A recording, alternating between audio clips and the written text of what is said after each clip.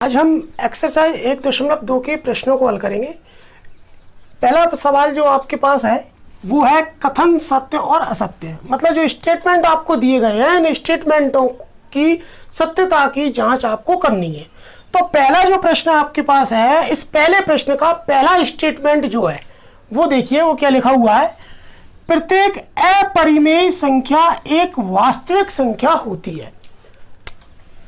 प्रत्येक अपरिमेय संख्या, अब प्रत्येक अपरिमेय संख्या मतलब अपरिमेय संख्या कौन कौन सी होती है? जनरली हम पढ़ते हैं √2, √3, √4, इस तरह की जो भी संख्याएं हैं ये सारी आपकी क्या है? अपरिमेय संख्या है।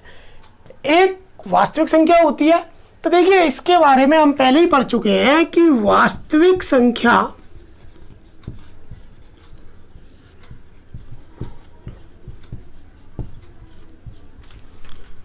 परिमेय संख्या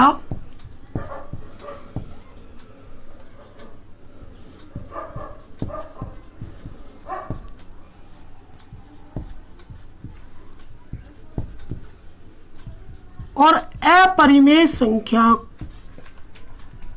का सम्मिलित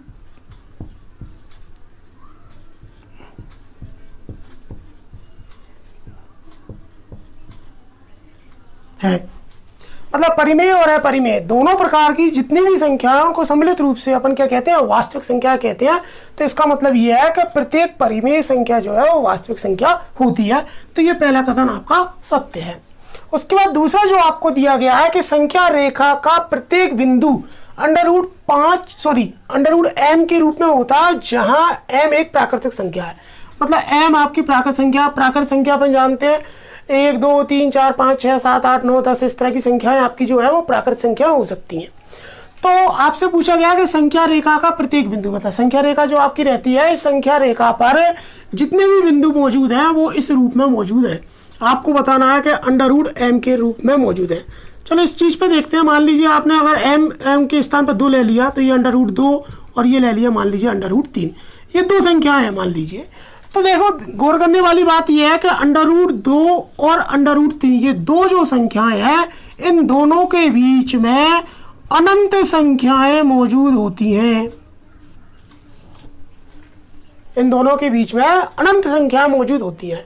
अब जब अनंत संख्या मौजूद होती है तो ये जो संख्याएं हैं मौजूद होती हैं वो सारी संख्याएं इस रूप में नहीं होती हैं, या ये कह सकते हैं कि इस रूप में √m के रूप में, m जहां आपके पास क्या है? प्राकृत संख्या है।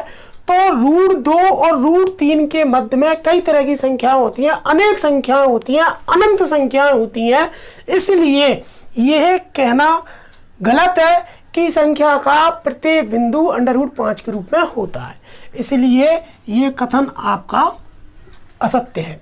उसके बाद तीसरा प्रश्न इसमें दिया है कि प्रत्येक वास्तविक संख्या एक अपरिमेय संख्या होती है। देखिए इसमें जो आपने पहले से लिखा हुआ है कि वास्तविक संख्या जो है परिमेय संख्या और अपरिमेय संख्या के रूप में होती है। मतलब वास्तविक संख्या में परिमेय संख्या भी है और अपरिमेय संख्या भी है। तो ये अलग ही पता पड़ रहा है कि प्रत्येक वास्तविक संख्या, आपने लिखा है वास्तविक संख्या परिमेय प्लस अपरिमेय, लेकिन ये स्टेटमेंट आपके लिए क्या दे रहा है? स्टेटमेंट आपसे कह रहा है कि प्रत्येक वास्तविक संख्या एक अपरिमेय संख्या, जबकि वास्तविक संख्या तो अपरिमेय भी होती है और परिमेय भी होती है, सम्मिलित रूप से होती है।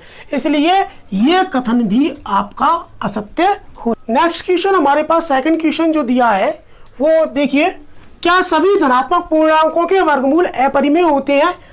यदि नहीं तो एक ऐसी संख्या के वर्गमूल का उदाहरण दीजिए जो एक परिमेय संख्या है। देखिए पहले हम पढ़ चुके हैं कि धनात्मक पूर्णांकों के वर्गमूल, सबसे पहले क्या लेते हैं अपन? धनात्मक पूर्णांक।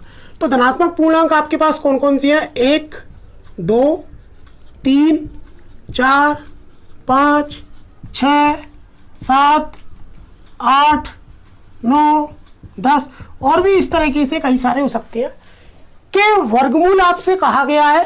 तो देखिए इसका वर्गमूल ले लेते हैं, इसका वर्गमूल ले लेते हैं, इसका वर्गमूल ले लेते हैं, इसका वर्गमूल, ये सारे जो संख्याएं आपने लिखी हैं इन पर मैं लगा देता हूं रूट। ठीक है। अब आपसे पूछा गया है कि ये अपरिमेय होती हैं। तो देखिए सबसे पहले तो हम पता लगा देते हैं कि यदि इन संख्याओं के वर्गमूल ज्ञात हो जाते हैं पूर्णांक के प्राकृत संख्या के रूप में, तो निश्चित तौर पर ये जो कथन जो है वो असत्य हो जाएगा। चलो देखते हैं। 1 का वर्गमूल आपका हो जाता है, 2 का वर्गमूल नहीं आता, 3 का वर्गमूल नहीं आता, 4 का वर्गमूल आ जाता है। 4 का वर्गमूल आपके पास होता है 2, 5 का नहीं आता, 6 का नहीं, 7 का नहीं, 8 का नहीं, लेकिन 9 का वर्गमूल कितना है 3, और 10 का नहीं, और भी इस तरह की कई संख्या है। तो हम देखते हैं कि 1, 2 और ये 3, 1 का, 4 का और 9 का, ये इन संख्याओं के वर्गमूल जो है वो अपरिमेय नहीं है। मतलब अपन ये कह सकते हैं कि सभी धनात्मक पूर्णांकों के वर्गमूल अपरिमेय नहीं होते हैं। ये कथन जो है वो पूर्णतः गलत है। अब अपने पास जो नेक्स्ट आता है इसमें क्या, यदि नहीं तो एक ऐसी संख्या के वर्गमूल का उदाहरण दीजिए जो एक परिमेय संख्या है। तो आपसे पूछा नहीं तो एक ऐसी संख्या, एक नहीं, हमारे पास हम 3 पहले से ही निकाल चुके हैं। तो आप बता सकते हो क्या 1 भी एक ऐसी संख्या है जिसका वर्गमूल अगर निकाला जाता है, √1 का अगर वर्गमूल अपन हल करेंगे तो आपके पास कितना आता है, 1 आता है। चाहो तो आप लिख सकते हो √4, √4 का यदि वर्गमूल निकाला जाता है तो कितना आता है 2, ये भी आंसर हो सकता है। और इसी तरह √9 का वर्गमूल यदि निकाला जाता है तो आपके पास 3 होता है। तो इस तरह से कई सारे एग्जाम्पल्स दिए जा सकते हैं। तो केवल आपसे एक ही पूछा है, इसलिए आप √4 का उदाहरण दे सकते हो कि √4 का वर्गमूल कितना आता है 2। ठीक है। नेक्स्ट क्वेश्चन में √5 को संख्या रेखा पर व्यक्त करना है। अब देखते हैं संख्या रेखा पर इसको कैसे व्यक्त किया जाता है।